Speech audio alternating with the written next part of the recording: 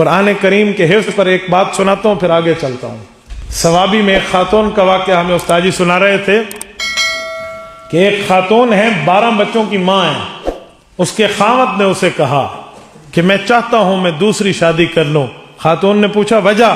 اس نے کہا آپ کے اور میرے 12 بچے ہیں، ہم دادے اور نانے بن چکے ہیں، تو اور میں نانا اور تو نانی، میں دادا اور تو دادی بن چکی ہے، تو لہٰذا ایک حافظہ عورت سے میں شادی کرنا چاہتا ہوں تاکہ وہ ہمارے بچوں کو قرآن پڑھائے، گھر میں بیٹھے ہوئے خواتین کو بھی، بچوں کو بھی پڑھائے گی، بچیوں کو بھی پڑھائے گی۔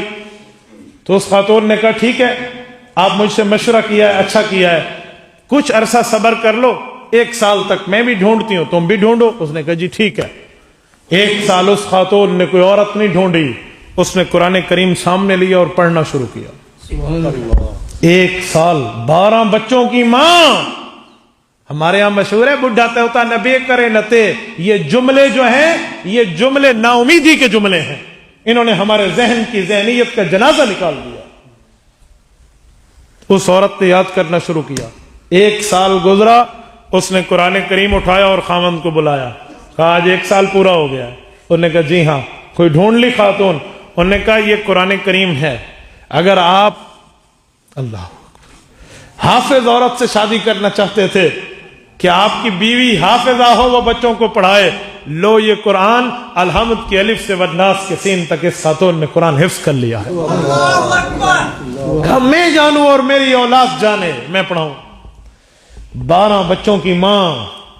میرے دوستو مشکل، میں ڈیرہ اسماعیل خان کی بات کرتا ہوں، باہر کی بات، چلو یہ ثوابی کی بات ہے نا، میں ڈی اے خان سٹی کی بات کرتا ہوں، یہ بھی 10-12 بچوں کی ماں ہے، ہماری راجپوت فیملی میں سے ہے، ان کی اماں جان ہے ہمارے شاگردوں کی۔ خدا کی قسم قرآن ایسے ازبر ہے، اتنے بچے پیدا ہونے کے بعد حفظ کیا ہے ابھی، اور ایسے قرآن یاد ہے۔ رمضان المبارک میں اس خاتون کے 30 روزے ہوتے ہیں تو 30 ختم ہوتے ہیں، روزانہ ایک قرآن کریم پڑھتی ہے،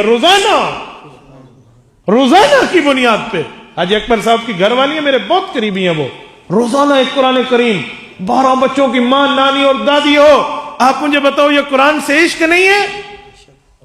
ہمارے مرد نہیں پڑھتے، ایک سپارہ نہیں، ایک پا دے بعد موت پوندی ہے پڑھن، جی جن پہ بس بہت ہو گیا، ہم وہ لوگ ہیں، اور وہ خاتون ہے، وہ عورت ہے، پردہ نشین ہے، گھر میں بیٹھنے والی ہے، بزرگ ہے۔